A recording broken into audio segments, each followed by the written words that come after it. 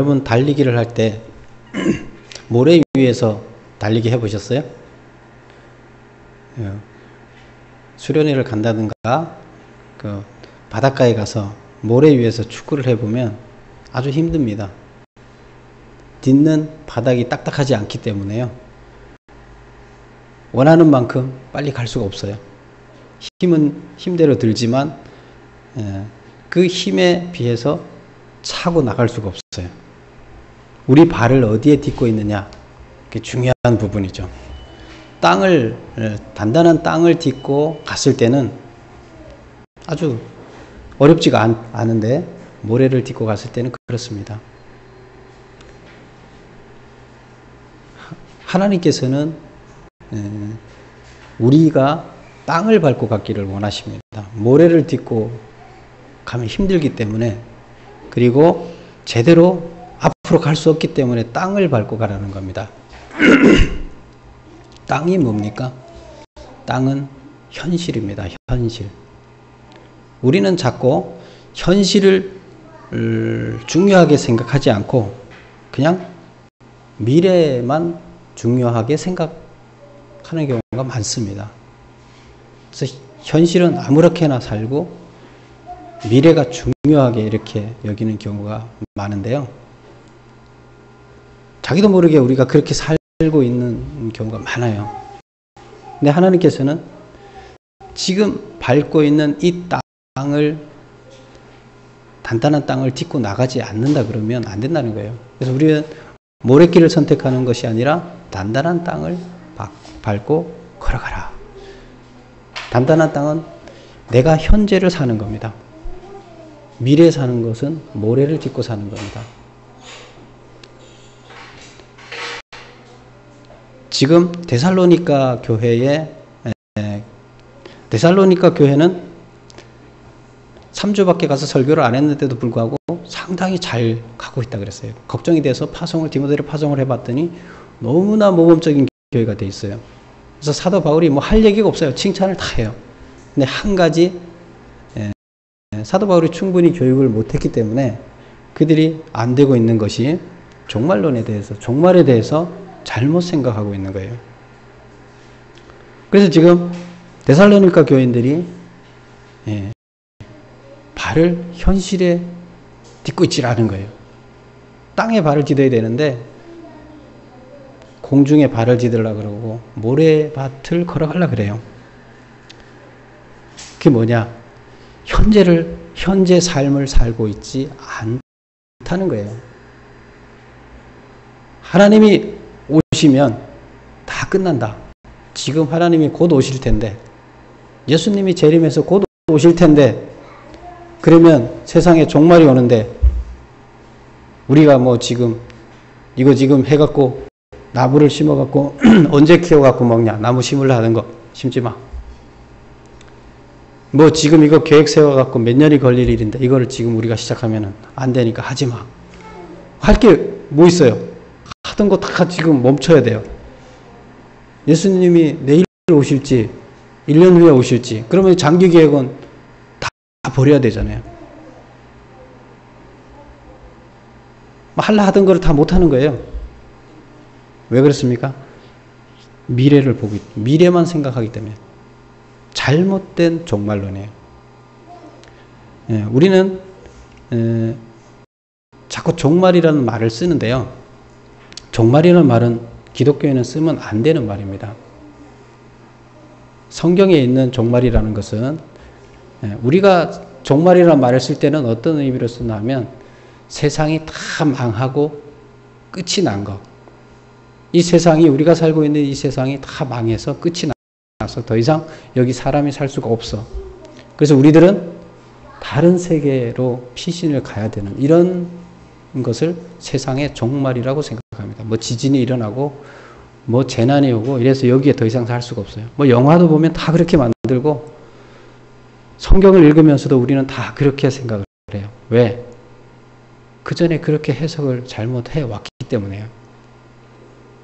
근데 성경에서 그렇게 하지를 않아요. 잘못 해석을 해서 그런 거예요. 그렇게 얘기한 적이 없어요. 성경에서는.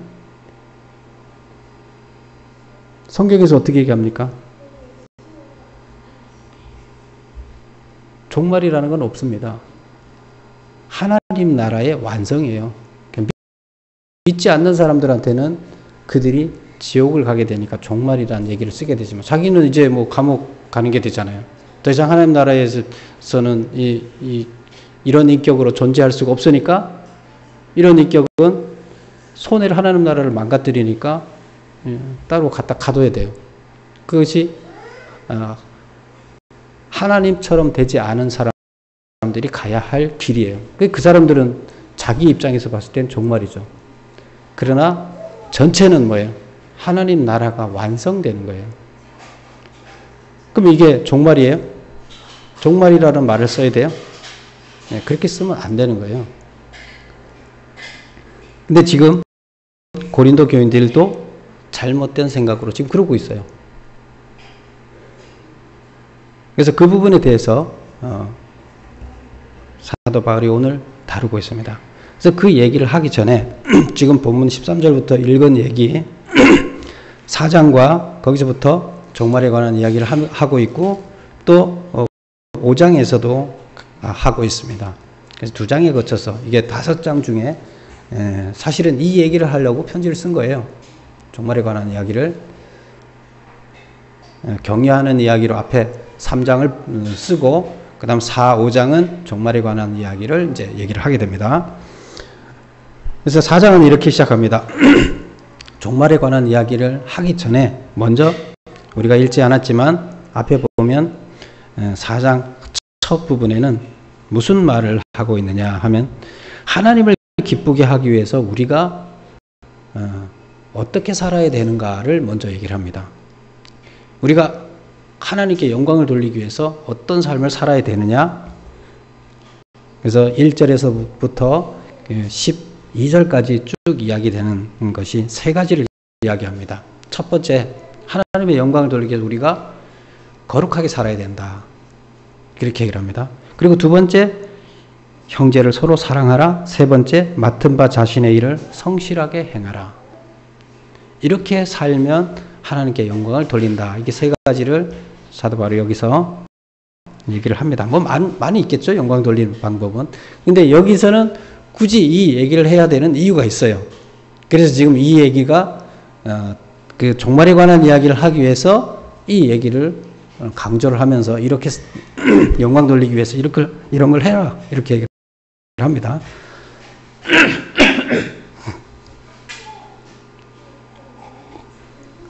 그래서 먼저 거룩에 대해서 얘기합니다. 거룩이라는 것은 우리가 거룩하게 살아라. 레위기에 보면 레위기 주제가 뭐였죠? 거룩해라. 거룩하다는 게 뭐예요? 우리가 죄로 가득 차 있으면 지저분한 거예요. 하나님은 죄가 없이 순결하고 깨끗해요. 근데 우리는 죄로 가득 차 있어서 하나님을 만날 수가 없어서 레위기에서는 우리가 정결 작업을 해서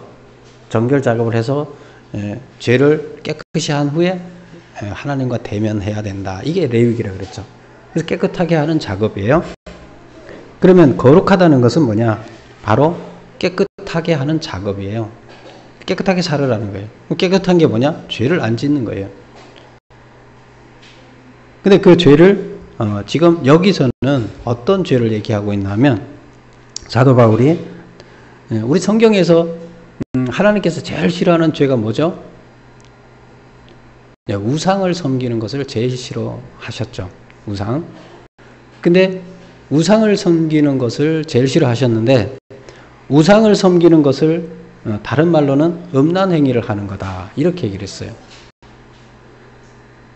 그러면 우리 인간들의 죄 중에서 하나님이 제일 미워하는 게 뭐라는 거예요? 네, 음란한 것을 싫어한다는 거예요. 우리 인간의 삶이 음란하면 싫어한다. 그래서 그게 가장 나쁘니까 하나님을 섬기지 않고 이방신을 섬겼을 때 그걸 빗대서 너희들은 음란 행위를 했다. 음란한 자다. 이렇게 얘기를 합니다. 우상 섬기는 거에 대해서. 그럼 우리의 삶에서 하나님께서 우리 모습 중에서 가장 거룩하지 않고 하나님이 보기 싫어하는 것은 뭐다? 예, 음란입니다. 그럼 음란은 뭐예요? 성적인 문제인데 그럼 성생활을 하지 말아야 되느냐? 그게 아니에요. 하나님은 금욕주의자가 아니에요. 우리한테 만들어 놓은 권리예요. 그리고 그 누리라는 거예요. 그러나 이때 당시는 뭐예요? 이방신을 섬기는 사람들은 그 신에게 성상납을 한다 하시고 예배드리고 뭐 하면서 다 그 신전에서 성행위를 공식적으로 하는, 그래서 신을 섬긴다는 것 자체가 음란 행위를 하는 거였어요. 그러니까 하나님은 이거를 아주 철저하게 차단을 합니다. 이거는 절대 안 된다. 근데 지금 사도 바울이 가서 지금 전도하는 지역은 뭔 지역이에요? 이방신을 섬기는 지역이에요. 그러면 그들이 지금 하나님을 섬기면서 제일 중요한 게 뭐예요? 첫째, 그 문화를 잘라야 돼요. 근데 그게 자기네가 지금 평생 살아오는데 그게 하루아침에 잘라지느냐? 잘 안 되는 거예요. 그래서 여기서는 그걸 강조해야 되는 겁니다. 그래서 사도 바울이 첫째 거룩하게 살아야 된다. 그 거룩이 뭐냐? 음란으로부터 떠나야 된다. 너 부인이 있지 않느냐? 부인 하나로 만족해라. 근데 그 문화, 그쪽 지역의 문화는 그게 아니다 보니까 만족 안 하는 거예요.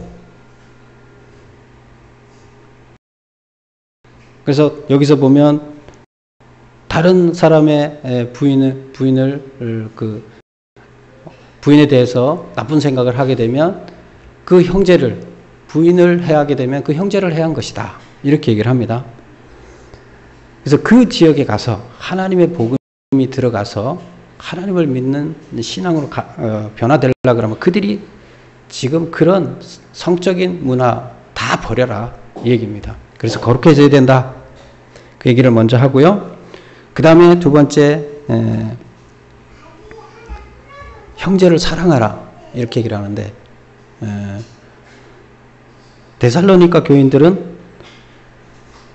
마케도니아에 있는 모든 형제들, 데살로니카는 작은 지역이고 마케도니아는 넓은 지역이에요. 큰 도라 그러면 도의 작은 시가 이제 데살로니카는 도고, 데살로니카는 시고 마케도니아는 도예요. 근데 지금 무슨 교회예요? 시에 있는 데살로니가 교인들이 마케도니아에 있는 형제들을 사랑하고 있는 것을 알고 있다. 자기네 지역 외에 이 넓은 지역 사람들을 사랑한다는 거예요. 그래서 사랑을 아주 많이 나눠주고 있다. 이제 이런 얘기예요. 그래서 하나님이 사랑을 나눠주라, 사랑하라 하니까 지금 넓게 이들이 사랑을 베풀고 있는 걸 알고 있다. 얘기예요. 자기 지역을 떠나서 다른 데까지도 사랑을 나눠주고 있다. 그래서 알고 있다. 그런데 잘하고 있다. 근데 그거를 더 사랑을 해라. 그랬을 때 하나님께서 어떻게 하신다? 기뻐하신다. 영광 받으신다. 그래서 거룩해라. 사랑을 계속 지금 잘하고 있는데 계속 더 나눠줘라. 계속해라. 그리고 이제 세 번째가 중요한 얘기입니다. 맡은 바 자신의 일을 성실하게 행하라. 왜 이 얘기를 해요? 자기 맡은 일을 지금 안 하고 있어요. 정말 기도만 하고요. 모여서 예배만 드리고 그 하나님 올 때만 기다리고 있습니다. 하던 일을 그만두고요. 회사도 안 돌아가겠죠. 농사도 안 짓겠죠.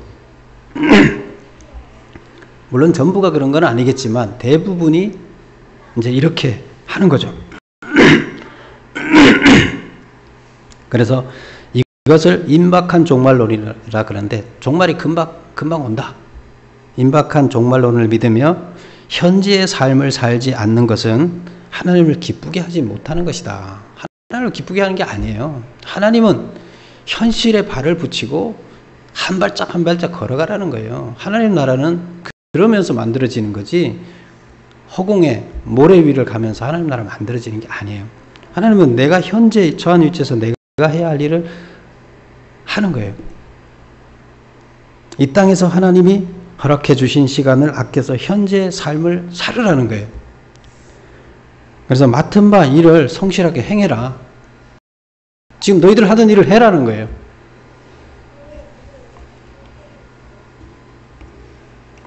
이렇게 이제 전제를 하고 이제 들어갑니다.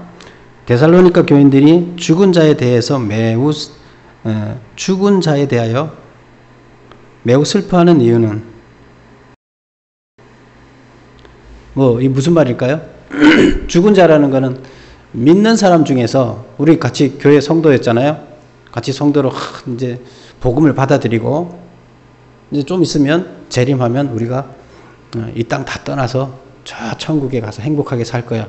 우리 같이 신앙생활 열심히 하자. 그리고 기도 열심히 하다가 아직 예수님은 안 오시고 옆에 있는 사람은 죽었어요. 그 교인은 자기는 살아있는데 자기 부모 중에 가족 중에 부모님이 돌아가셨어요.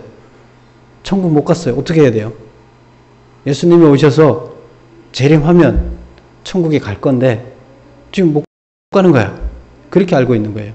어떻게 해야 돼요? 너무 슬픈 거예요. 그래서 잘 모르니까 지금 이러고 있어요. 하나님을 믿는 자가 예수님의 재림 때까지 살면 구원을 얻지만 그 전에 죽게 되면 구원을 얻지 못한다고 생각했다. 누가 제대로 가르쳐주지 않았으니까 자기네들끼리 이렇게 생각을 한 거예요. 그래서 지금 죽으려고 그러면 못 죽게 하면서 빨리 예수님이 재림하셔서 우리 같이 죽기 전에 오시라고 이렇게 하고 있는 거죠. 그리하여 데살로니가 교인들 중에서 하나님은 믿었지만 예수님의 재림일 이전에 죽은 교인들에 대하여 영영 그들과 만나지 못할 것이라고 생각하여. 왜? 그들은 지옥 갈 거고 우리는 천국 갈 거니까. 영영 그들과 만나지 못할 것이라 생각하여 한없이 슬퍼했다.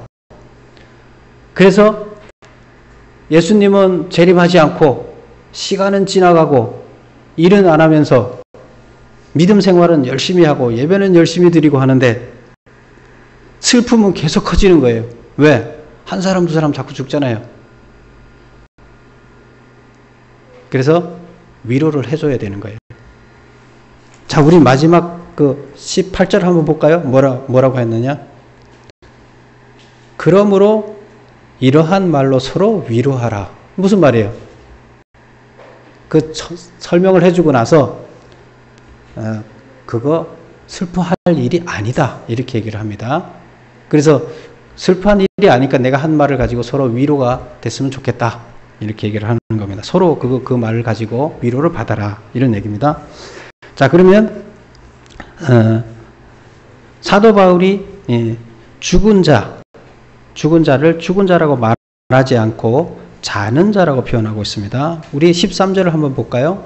형제들아, 자는 자에 관하여는 너희가 알지 못함을 우리가 원하지 아니하노니. 그러니까 자는 자에 대해서 너희가 알기를 바란다. 이런 얘기예요. 자는 자에 대해서. 근데 이건 누구를 얘기하는 거냐면 죽은 사람에 관해서요. 지금 자기들이 막 지옥 갔을 거라 생각하는 죽은 사람들. 자기 부모가 지금 같이 천국 가려고 그랬는데 부모님 벌써 돌아가셨어요. 예수님 안 오시고 재림 안 하고.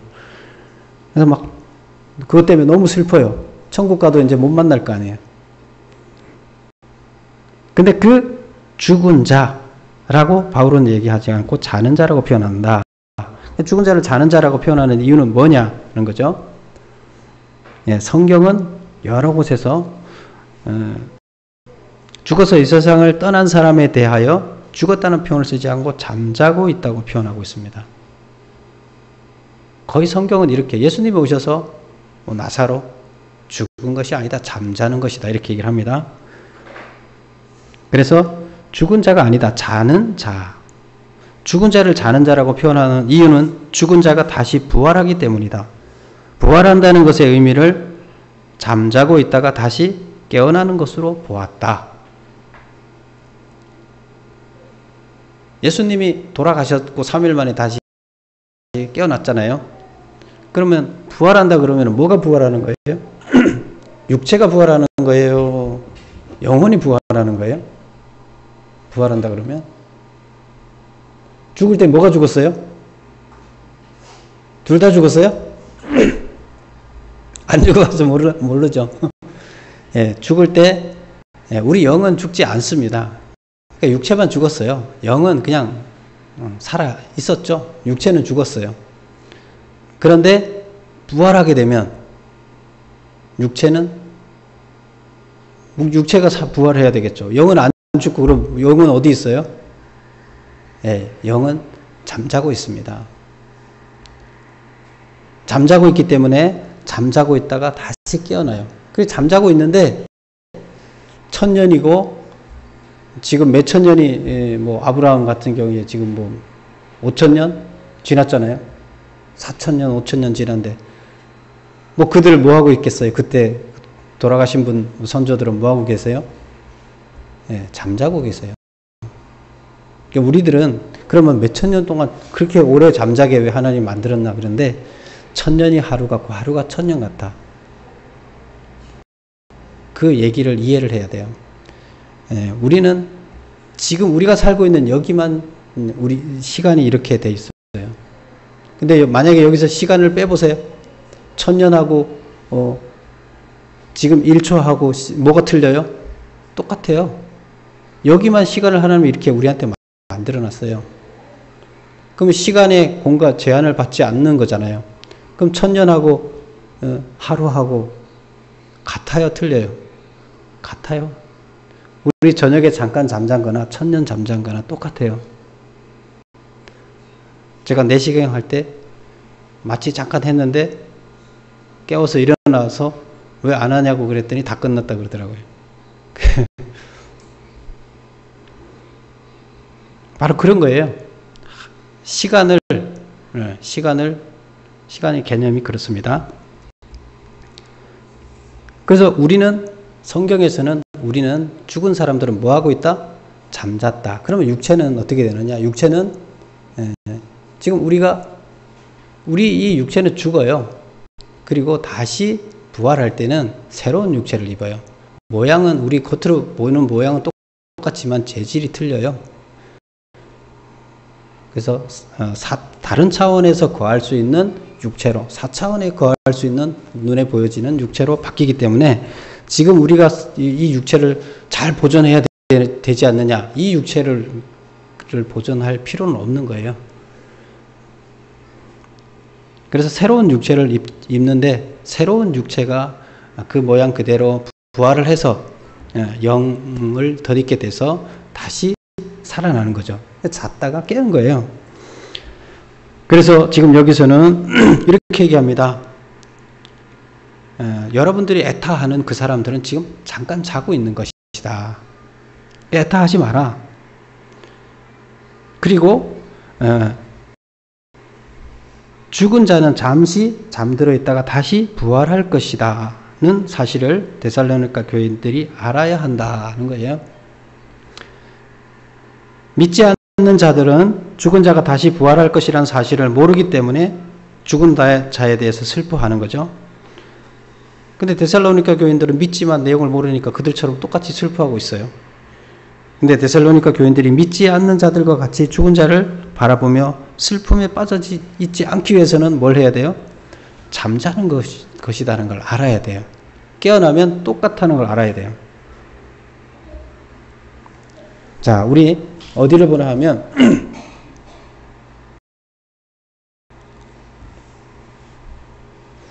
15절을 한번 볼까요? 우리가 주의 말씀으로 너희에게 이것을 말하노니 주께서 강림하실 때까지 우리 살아남아 있는 자도 자는 자보다 결코 앞서지 못하리라. 14절을 먼저 볼게요. 우리가 예수께서 죽으셨다가 다시 살아나심을 믿을진대 이와 같이 예수 안에서 자는 자들도 하나님이 그와 함께 데리고 오시리라. 먼저 자는 자들을 하나님이 재림하실 때 예수님이 재림하실 때 누굴 먼저 데리고 온다고요? 죽었던 자들을 먼저. 왜? 예수님도 죽었던 자 중에 한 분이잖아요. 죽었던 자들을 먼저 데리고 우리한테로 오신다는 얘기예요. 이렇게 표현을 하고 있어요. 그러면 15절에서 주께서 강림하실 때까지 우리 살아남은 자도 자는 자보다 결코 앞서지 못하리라. 누가 먼저 깨어나나 하면 누가 먼저 예수님을 봐요? 죽었던 자가 먼저 깨어나서 예수님을 만나요. 그리고 예수님하고 죽은 자하고 같이 우리한테 와요. 그럼 누가 먼저 예수님을 본 거예요? 죽었던 자가 먼저 예수님 만나고 먼저 깨어난 거예요. 그리고 우리는 아직 안 죽었으니까 우리한테 오신다. 그리고 16절을 보면 주께서 호령과 천사장의 소리와 하나님의 나팔 소리로 친히 하늘로부터 강림하시리니 그리스도 안에서 죽은 자들이 먼저 일어나고 그 후에 우리 살아남은 자들도 그들과 함께 구름 속으로 끌어올려 공중에서 주를 영접하게 하리니. 그래서 죽은 자들을 먼저 살아나서 예수님하고 같이 우리한테 오고, 우리는 여기 보면 천둥 소리가 나고 하나님이 강림하시는 이런 그 광경이 나타날 때 우리는 공중으로 들림 받아서 같이 만나게 되고 영원히 같이 있게 된다. 이제 이렇게 표현하고 있습니다. 우리는 성경에서 하나님이 나타나는 모습에 대해서 여러 군데서 표현을 하고 있어요. 하나님이 나타날 때는 어떻게 나타나느냐 하면 그냥 하나님이 나타났습니다 이렇게 표현하는 적 한 번도 없어요. 하나님이 나타났다는 현상, 그 설명을 어떻게 하나, 어떻게 상징적인 표현을 씁니다. 구름이 덮였다든가, 지금 여기도 그러죠? 뭐라고 나와요? 호령과 천사장 소리가, 천사장의 소리가 나고, 무슨 소리가 나는지 물러거라 했는지는 모르겠는데, 예? 하나님의 나팔 소리, 하나님의 나팔 소리가 난다. 하늘로부터 강림하시니, 하늘로부터 나팔 소리가 나고 하나님이 이제 내려온다. 이런 그 표현을 쓰고 있죠. 그 다음에 17절에 보면 구름 속으로 끌려 올라가. 우리는 구름 밑에 있고 하나님은 구름 위에 있어서 우리가 구름 위로. 그래서 하나님이 나타났다는 것을 상징적으로 어떻게 표현하느냐? 어떻게 우리가 보고 있어요? 하나님은 눈에 보이지 않아요. 하나님 보이면 하나님이 어떤 모습으로 나타났다 이렇게 얘기를 하면 돼요. 근데 하나님 형체가 없어요. 어떻게 표현할 거예요, 그거를? 하나님 나타났다는 것을.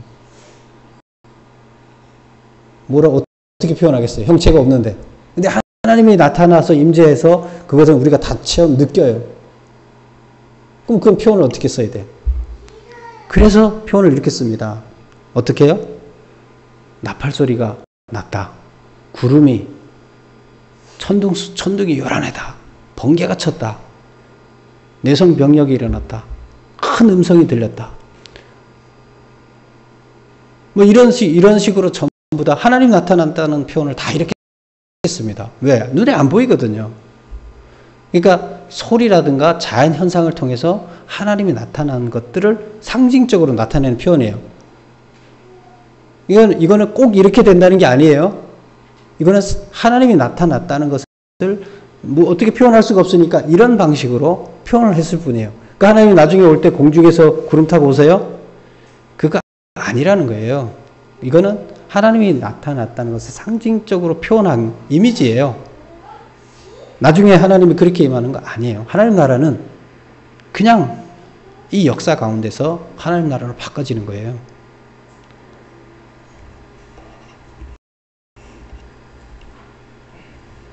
그래서 하나님 나라는 하나님이 적절한 시기가 되면 하나님께서는 우리에 의해서 우리가 살고 있는 이 역사 가운데서 반드시 하나님 나라를 완성하는데, 이 하나님, 저 천국이 어디 다른 데 있는 것이 아니라 여기가 천국으로 만들어요.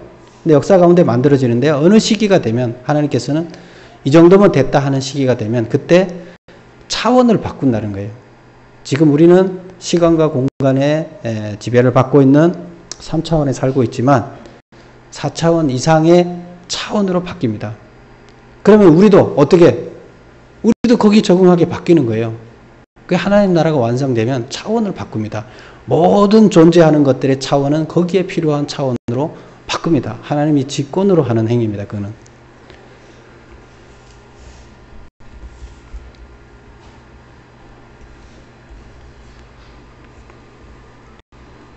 바울은 데살로니가 교인에게 예수를 믿다가 죽은 자들이 심판날에 어떻게 된다고 가르쳤는가? 예수를 믿다가 죽은 자들이 먼저 일어나서 주님을 만나게 된다. 예수님은 그들을 데리고 올 것이다. 이렇게 표현하고 있죠.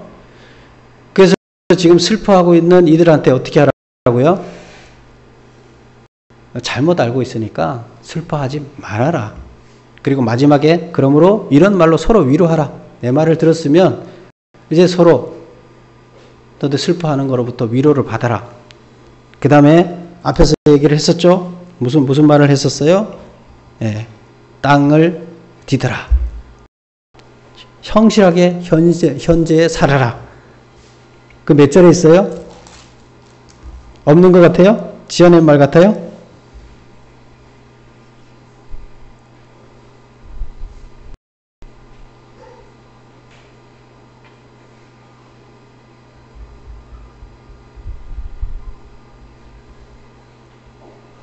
11절을 같이 한번 읽어보겠습니다. 11절 보세요.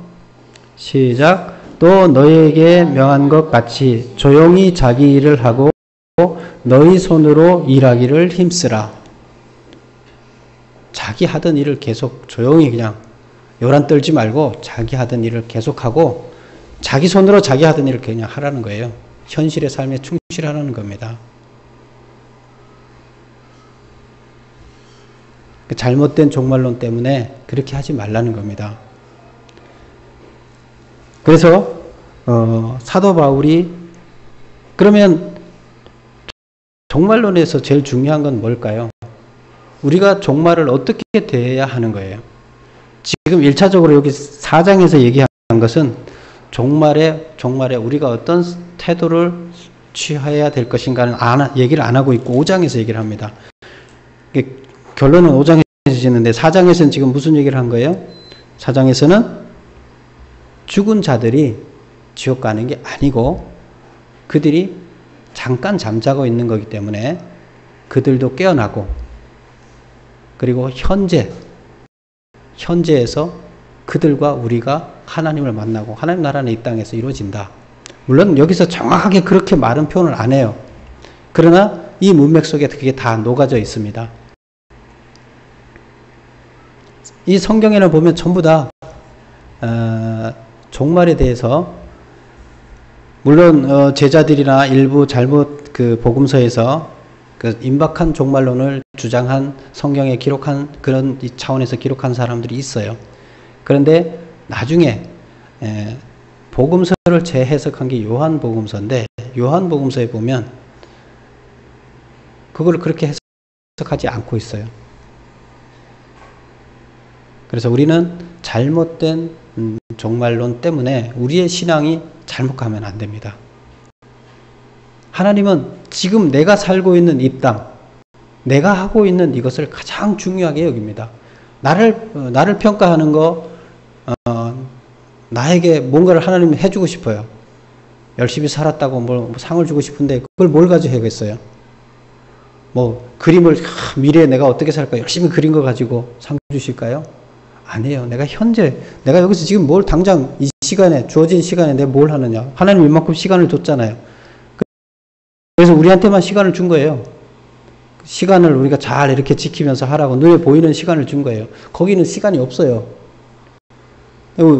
그 시간 동안 헛되지 않게 알차게 잘 보내라. 현실에 충실해라. 그게 하나님이 우리로부터 기뻐하시는 삶이에요.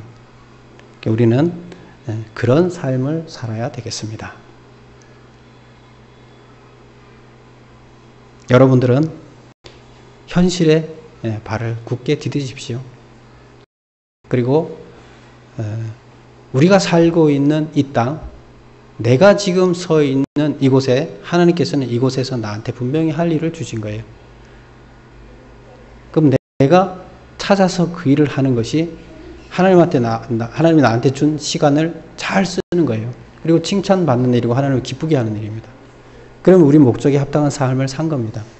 그래서 우리는 그냥 시간을 허비하지 않고 현재에 충실하게 사는 것이 하나님께서 기뻐하시는 삶입니다. 여러분 다 현실에 발을 딛고 충실하게 현실을 사시기 바랍니다.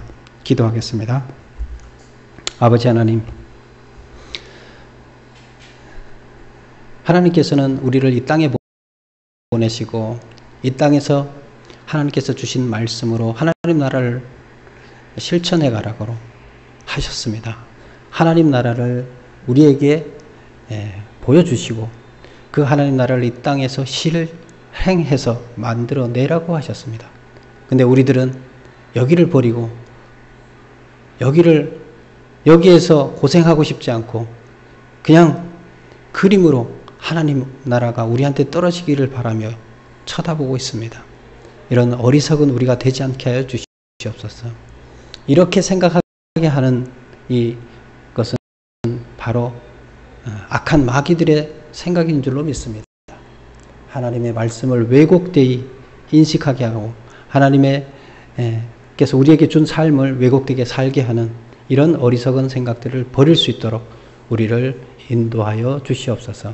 예수님의 이름으로 기도드립니다. 잠깐 기도하시기